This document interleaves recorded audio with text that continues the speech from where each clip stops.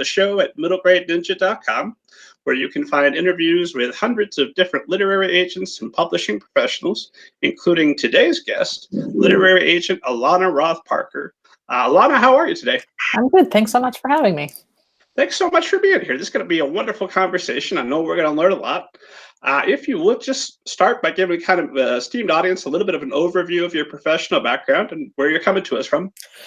Well, my professional background is running about 16, 17 years in children's books. I was really lucky. I went to school in New York, and while I was there, I landed an internship at Nickelodeon Magazine, which was like the happiest job of my life, which was really the first place I got to thinking about doing content for kids. Like, I'd always been a nerdy book person, an English major and all that stuff. But that was like the happiest way of merging writing and kid stuff and just thinking about what kids like to read. So after college, I worked for 5 years as an editor at Parachute Publishing, which is a children's book packager that you'll know most famously from Goosebumps, was their biggie.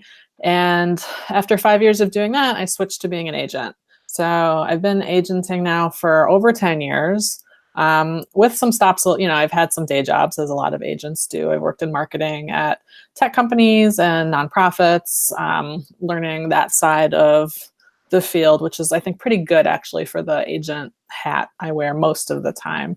And I've always focused exclusively on children's books, so picture books, middle grade, and young adult, which is really my passion.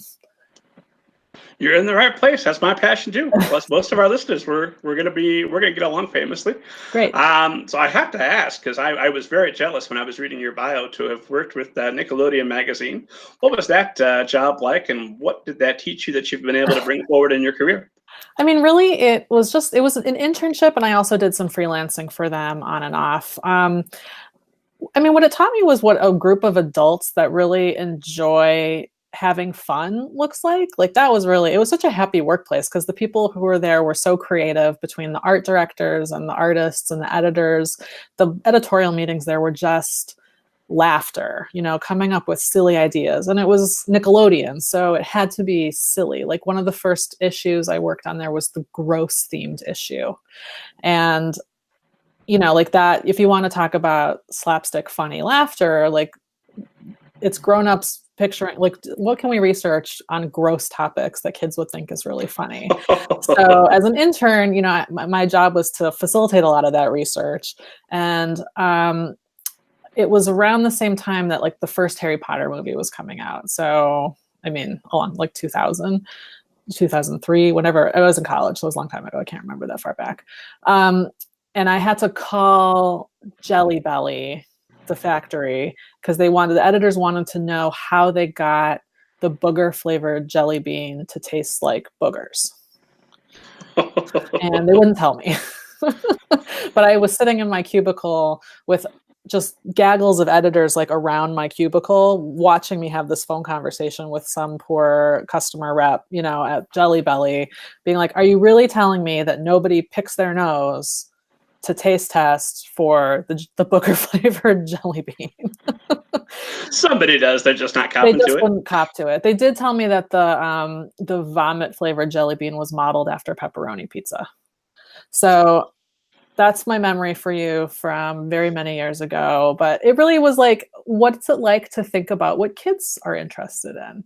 And that was so refreshing, you know, like, so much of publishing, I feel like, you know, it can be kind of just, it can be like, it can beat you up a bit because there's a lot of rejection and, you know, there's a lot of depressing stuff out there. But, like, doing stuff for kids has a different kind of light to it. Like, yes, there's serious topics and whatever else, but just being able to put yourself in the position of a young person and what they would enjoy was really what that job taught me. And, you know, the editors there, like, the magazine unfortunately got shuttered by Nickelodeon not too long after, you know, like, some years after that. But, like, all of those people I'm still in touch with, all of those editors, and everyone's doing creative stuff for kids still, and writing funny books and doing fun comics. And, you know, that really was the thing that got me thinking about what it would be like to perpetually put content for kids out there. That makes sense. Yeah. And I imagine that if you had worked that job, you couldn't do it without a passion for children's books. That makes sure that it makes sense that those people are still making content for children of some kind. Yeah, I kind of feel like you either get it or you don't. And it's kind of a conversation I still have with people today, when there's younger agents, or, we're hiring an assistant and people want to do kids books. You really have to tell them you need a gut for this stuff. Like, there's a part of you that has to really understand on a very instinctive level what is kid friendly. Like, what do kids enjoy? What do kids sound like? That, I mean, we all know adults were like so stiff and uncomfortable around children, and you have to have a love for it, and it has to run deep. And like, that's really, that was the launching point. And I find that's been like the one true thing all the way through being an agent, is like really being able to put yourself in the shoes of kids of all different kinds, all ages. And I'm grateful for that.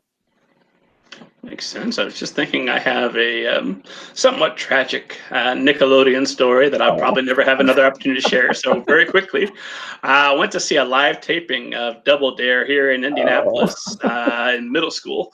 And Mark Summers was there. And I don't know if he's still hosting it or if it's somebody new now. It's somebody new now, I think. I'm sure it is, because I'm old.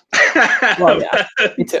Mark Summers came around the audience and he was looking for contestants to play. And he came up our aisle to our row. And I said, yes, this is my moment. It's going to happen. It was the moment for two kids down from me. Oh, tragic. And in some ways, I'm still that little boy sitting there waiting for Mark Summers. No, I'm not. Or to be slimed. Yeah. But I got that in the back of my head, like somewhere there's at least a short story out of that experience. So we'll hang on to it. Yeah.